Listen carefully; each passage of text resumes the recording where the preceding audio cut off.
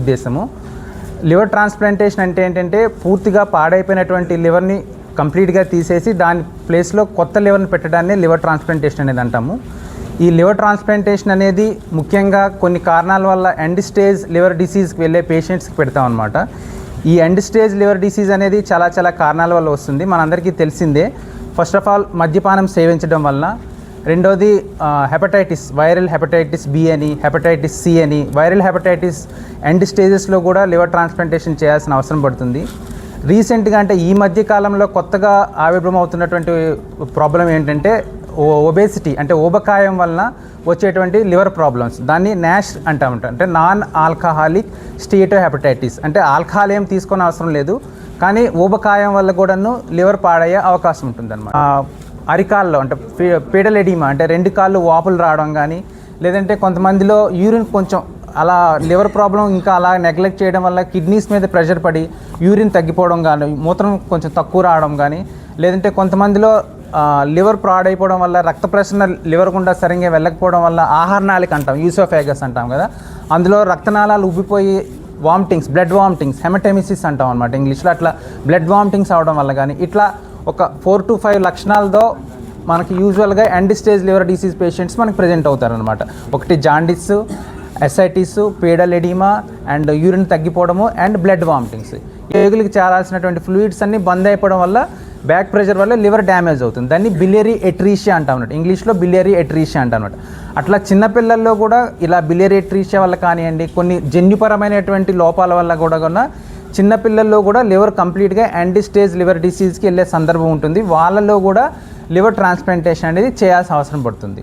కనుక పెద్దవాళ్ళని ఏ కారణాల వల్ల లివర్ డ్యామేజ్ అవుతుంది అనేది మనం తెలుసుకున్నాము. అదేవిధంగా చిన్నపిల్లల్లో ఏ కారణాల వల్ల లివర్ డ్యామేజ్ అవుతుంది అనేది కూడా తెలుసుకున్నాం.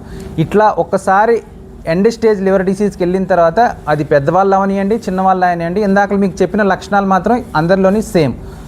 జాండిస్ కానీ, ఎసైటిస్ కానీ, ఆ లక్షణాలు అందరిలోని సేమ్. ఒక్కసారి ఆ లక్షణాలతో ప్రజెంట్ అయ్యారంటే ఆల్మోస్ట్ వాళ్ళకి ఇంకా 100% లివర్ ట్రాన్స్ప్లాంటేషన్ సర్జరీ అనేది అవసరం పడుతుంది అనమాట. అయితే నెక్స్ట్ క్వశ్చన్ అనేది లివర్ ట్రాన్స్ప్లాంటేషన్ సర్జరీ ఎట్లా చేయొచ్చు? లివర్ ట్రాన్స్ప్లాంటేషన్ సర్జరీ అనేది 2 విధాలుగా చేయొచ్చు. ఒకటి ఏంటంటే లివింగ్ డోనర్ లివర్ ట్రాన్స్ప్లాంటేషన్ అంటాం. లివింగ్ డోనర్ అంటే ఏంటంటే మన ఫ్యామిలీ మెంబర్స్లోనే ఎవరో ఒకరు వాళ్ళ లివర్ని కొంత పార్ట్ మనకి డొనేట్ చేస్తే, అంటే పేషెంట్కి డొనేట్ చేస్తే పేషెంట్కి ఆ లివర్ని అమరుస్తాం అనమాట. మెయిన్ మనం తెలుసుకోవాల్సింది ఏంటంటే శరీర అవయవాలన్నింటిలోకి లివర్కి ఒక ప్రత్యేక లక్షణం ఉందన్నమాట. అది ఏంటంటే లివర్ని మనం కొంత భాగం తీసేస్తే అది మళ్ళీ రీగ్రో అవుతుంది అనమాట, పెరుగుతుంది అనమాట.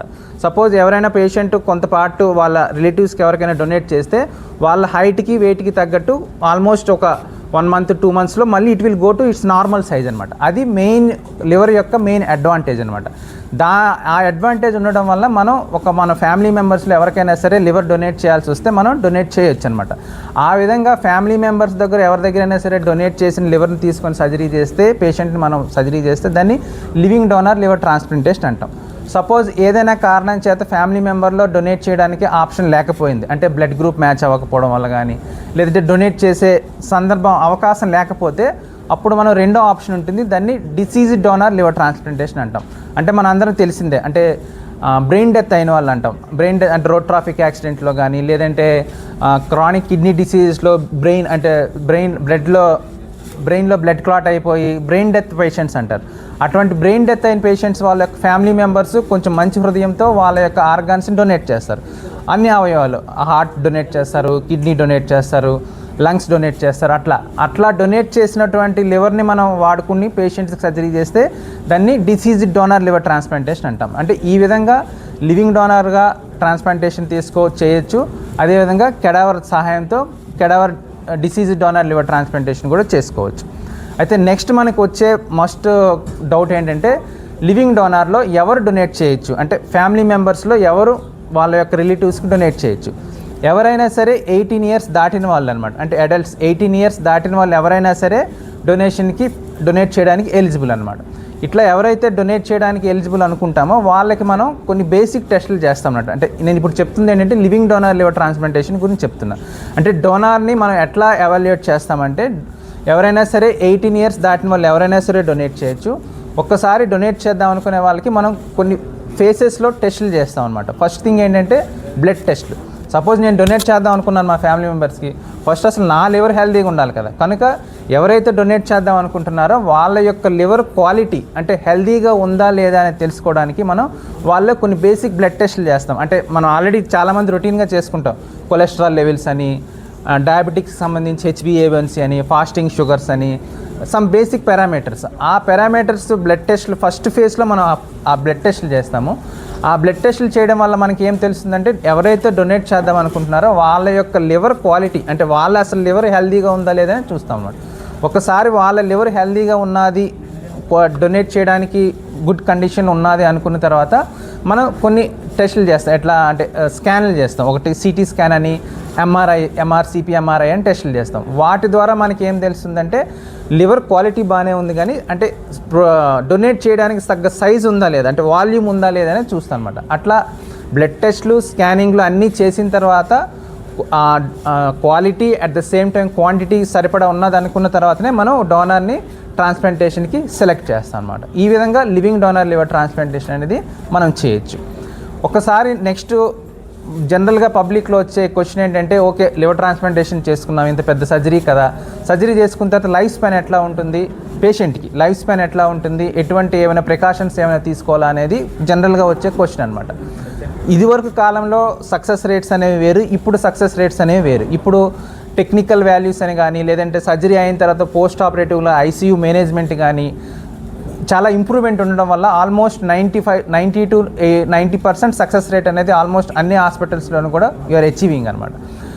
ఒక మెయిన్ ఇంకో జనరల్గా పబ్లిక్లో ఉండే క్వశ్చన్ ఏంటంటే, లివర్ ట్రాన్స్ప్లాంటేషన్ అయిపోయిన తర్వాత నా క్వాలిటీ ఆఫ్ లైఫ్ అంటే కంప్లీట్గా ఇంటి దగ్గర రిస్ట్రిక్ట్ అయిపోలేమో అనే డౌట్స్ ఉంటుందన్నమాట. అట్లాంటివి ఏమీ లేదు. ఒకసారి లివర్ ట్రాన్స్ప్లాంటేషన్ సక్సెస్ఫుల్గా కంప్లీట్ అయిన తర్వాత ద పేషెంట్స్ అనేవారు నార్మల్ లైఫ్ లీడ్ చేయొచ్చు. అంటే ఇదివరకు సపోజ్ టీచర్ అనుకోండి, నేను టీచర్ జాబ్కి వెళ్ళొచ్చు, సాఫ్ట్వేర్ ఇంజనీర్ అయితే సాఫ్ట్వేర్ ఇంజనీరింగ్ చేయొచ్చు. అట్లా సర్జరీ అయిన తర్వాత కంప్లీట్గా బెడ్ రిడన్ అయిపోవాల్సిన లేదా ఇంటి దగ్గర ఉండిపోవాల్సిన అవసరం ఎటువంటి అవసరం లేదు. They can lead a normal life అనమాట. నెక్స్ట్ జనరల్గా పబ్లిక్ వచ్చే క్వశ్చన్ ఏంటంటే, ఓకే లివర్ ట్రాన్స్ప్లాంటేషన్ సర్జరీ అయిన తర్వాత ఏమైనా స్పెషల్ మెడికేషన్స్ ఏమైనా తీసుకోవాలా అనేది ఉంటుందన్నమాట. యూజువల్గా ఎనీ ట్రాన్స్ప్లాంటేషన్ పేషెంట్స్కి మనం ఇమ్యునోసప్రెసెంట్స్ అనే స్పెషల్ మెడికేషన్ పెడతాం అనమాట. అంటే ఇమ్యునోసప్రెసెంట్స్ మెయిన్ యూజ్ ఏంటంటే, మనం ఏదైతే కొత్త లివర్ని అమర్చామో అది మంచిగా పనిచేసి మన బాడీ దాన్ని డిస్ట్రాయ్ చేయకుండా ఉండడానికి వాడే మెడికేషన్ వాడిని ఇమ్యునోసప్రెసెంట్ అంటారు. ఆ ఇమ్యునోసప్రెసెంట్స్ మాత్రం వాళ్ళ లైఫ్ లాంగ్ తీసుకోవాల్సి ఉంటుంది అనమాట. జస్ట్ లైక్ మనకి సపోజ్ ఒక హైపర్ టెన్షన్ అంటే బ్లడ్ ప్రెషరో లేదంటే డయాబెటీస్ ఉందనుకోండి, మనకి జీవితకాలం మనకి ఎంతకాలం దేవుడు ఇస్తే అంతకాలం పాటు జీవించినంతకాలం మనం ఆ మెడిసిన్స్ వాడాలి.